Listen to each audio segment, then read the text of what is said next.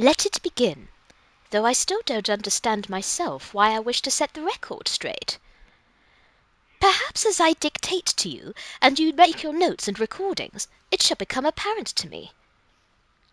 Perhaps, Andrew, when you draft this record of events and I read it, perhaps then it shall make some sense to me.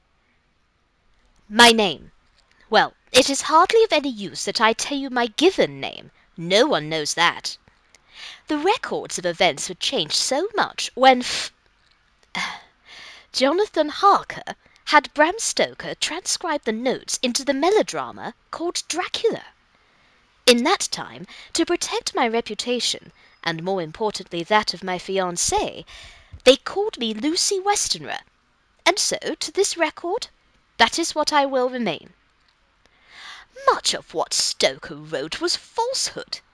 Things were changed to preserve a sense of decorum, yet other things were changed to add a sense of melodrama to the events. Some have hypothesized that Dracula survived and caused Stoker to change the details. Let me tell you this, that the man you call Dracula did survive, and I am sure would have much to say about the hokum that Jonathan invented surrounding the stay at his castle. Not least of all that he was a Dracule, or indeed Vlad Tepes, Vlad III. The only similarity was in given name, for he was called Vladislav Farkas, though I suspect that he chose his own familial name. He does have a flair for the dramatic. The association with a Wallachian prince was purely an embellishment by Stoker, and given I never met the fellow, I cannot say why he chose to confuse their identities. Anyway, dear Vladislav did not influence Stoker. There was no need. Alfred cringed. Although he had opened the temple door without a sound, his entrance had been accompanied by an icy blast of wind.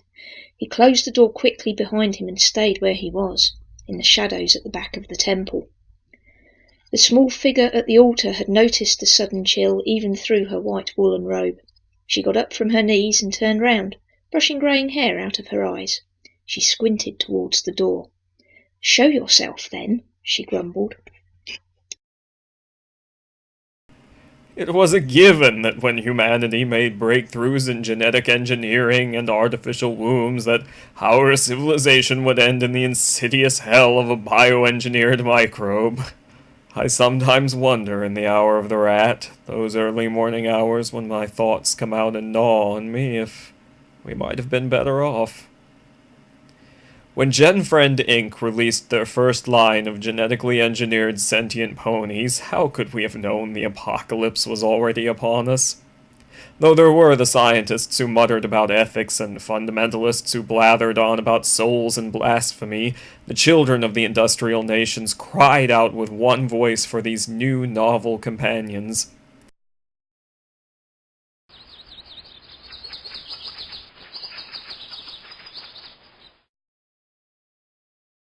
Authorities in charge of New York City's annual Tap City Dance Festival were alarmed when they received a letter from lawyers representing the city's monster community. The monsters demanded the right to have 500 of their most talented zombies perform as tap dancers. What's more, they wanted the zombies to demonstrate their dancing talents in front of Fox News Studios on Fifth Avenue, so the entire world could see their performance on TV.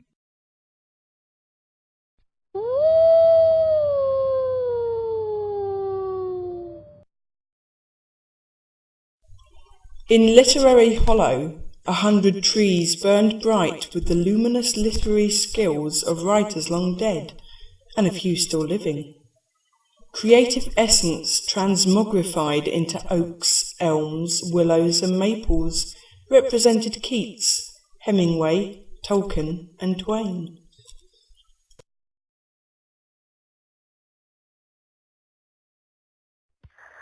Just because they're a bit disgusting looking, it doesn't necessarily mean that they're bad people. My friend Shelley and I, a girl who I'd met at university and built a friendship with thereof, were discussing the relatively gruesome state of a group of alcoholics that were squatting within a house on my street. Shelley, with her statement, was attempting to garner some sympathy for the derelicts. I, on the other hand, was quite against their very presence in a clean and wholesome society. But Shelley was gorgeous and had a lovely Irish accent to boot. As such, I was starting to feel myself being slightly swayed towards her way of thinking. I said, well, I suppose that if they've been dragged into a world of drugs and alcoholism, it may be something that a certain type of person might find it difficult to escape from. Snobbery aside, this was my way of seeing that I agreed with her. Almost.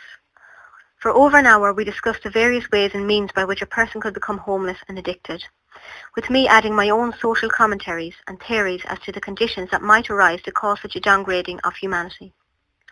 Our conversation had turned this way because of something that had happened earlier in the day. The incident had occurred while I'd sat on my doorstep awaiting my friend's arrival. We wanted the transfer to be so much more sporting than when you wiped out the Neanderthals. Call it overconfidence if you like, but we wanted to give you a fighting chance. That's where the idea of the negotiations came in. One representative from you and one from us. They would meet one day a year, every year, with one rule each.